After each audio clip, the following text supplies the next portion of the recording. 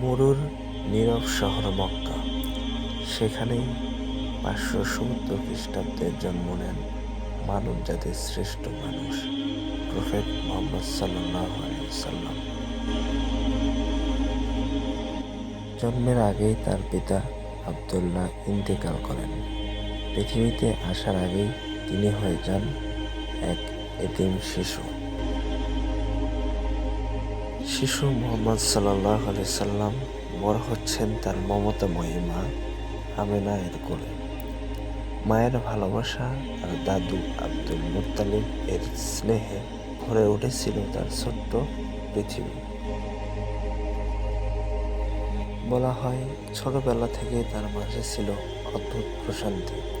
তিনি অন্য শিশুদের মতো চঞ্চল ছিলেন না, বরং ছিলেন শান্ত, গভীর ও চিন্তাশীল।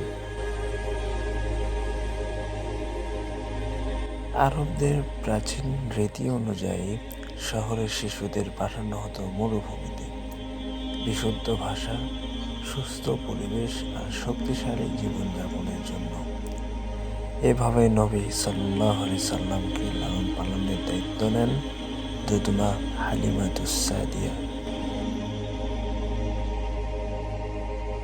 মুহাম্মদ সাল্লাল্লাহু আলাইহি সাল্লামকে তার বাড়িতে নিয়ে যাওয়ার পর থেকেই ঘটতে থাকে আশ্চর্য পরিবর্তন।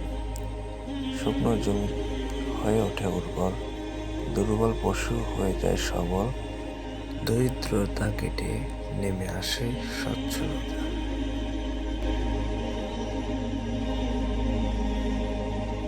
এই যেন কোনো সাধারণ শিশু নয়, বরং রহমতের আগমন ঘটেছিল সেই ঘরে।